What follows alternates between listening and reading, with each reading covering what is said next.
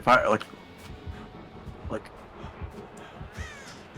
I'm one of those people that like, you know how they always say like the quiet people are the ones you gotta look out for?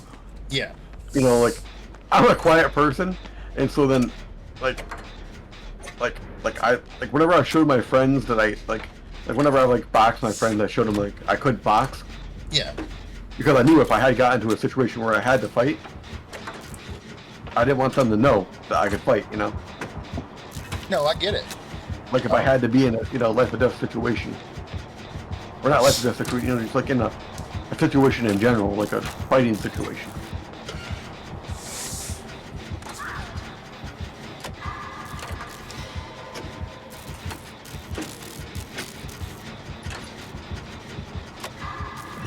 Well, someone got the save.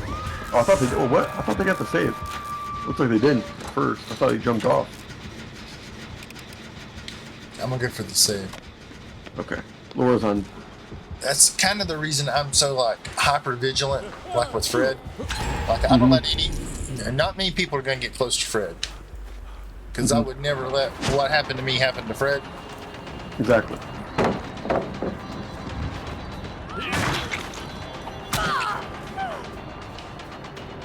Exactly.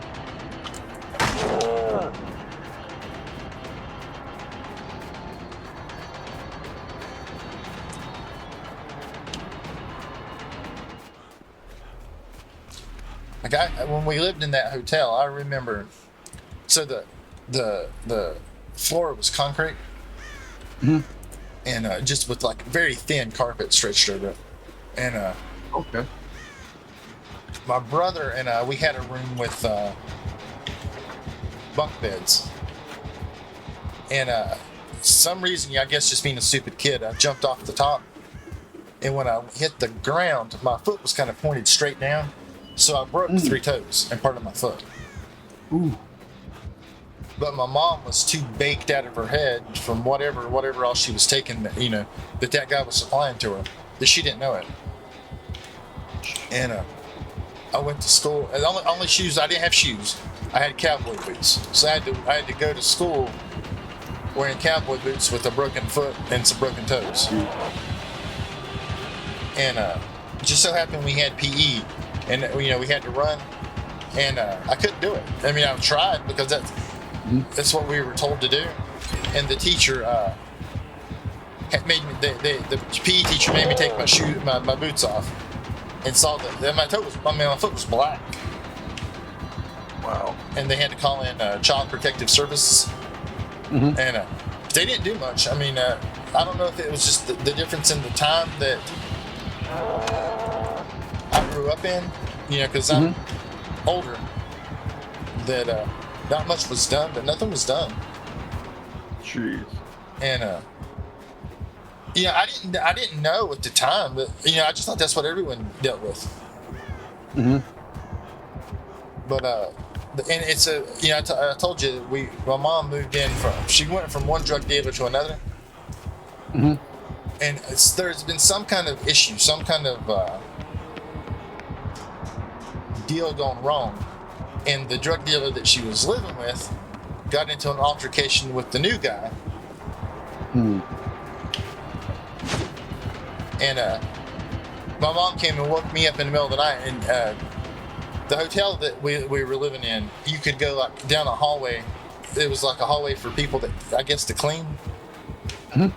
And she took me and my brother down into another room and put us in a closet and told me to keep my brother quiet or the people that were there were going to kill us.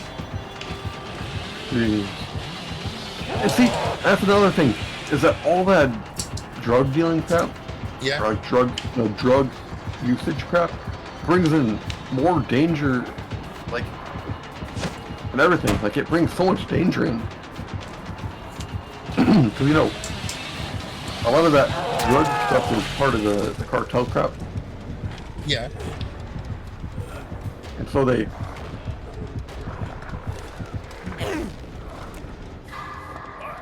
Oh, What? you can't use. Oh, you almost had it.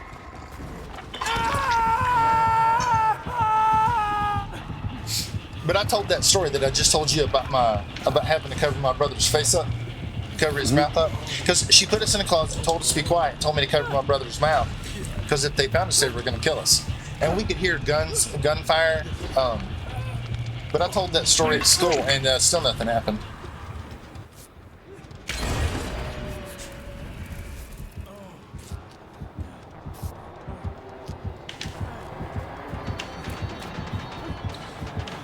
Yeah, but my mom would take up with whoever could supply her,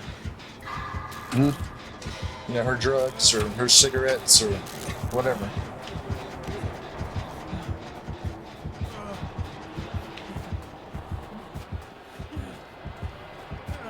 My mom's half sister is the one that got my PC takeaway in the first place. Yeah, you told me about that. And she had Child Protective Services called on her 3 times because her house literally had dog poop everywhere in the house. Like, if her kids didn't clean it up, she wouldn't clean it up. And they never cleaned it up. That is and so it just kept piling up and piling up. And it was causing mold and a whole bunch of other crap. And, of course, going after you. And we even thought about calling one time, but we didn't want to be, we knew her pretty well because she was her half sister, or whatever. Yeah. And it was kind of hard for her to do that to her half sister. I understand. And when we had when the police came, we told them about that, and they said that when I got my PC back, that us telling about that, helped the process go by faster. It took them 2 years. Wow. And they said for 1.5 years they weren't doing anything with it. They weren't doing anything with my PC for 1.5 years. They weren't looking anything because they said it was low on their priority list because they didn't think anything was actually going on. So it wasn't a high priority to get it done. Yeah, but they could have gotten it back to you. Yeah. Exactly. Or they could have taken it when they were going to do research on it. Yeah. Instead of, whatever time that they took it. It was just ridiculous.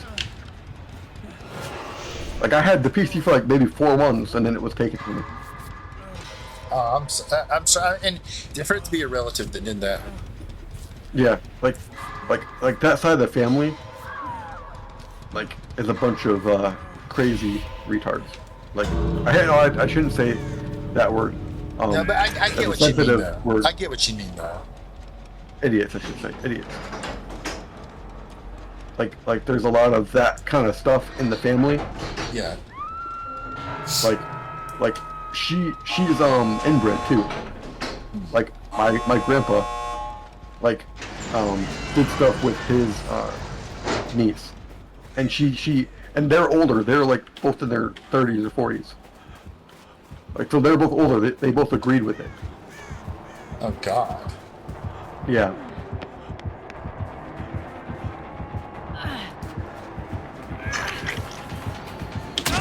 Oh, sorry, I didn't mean that.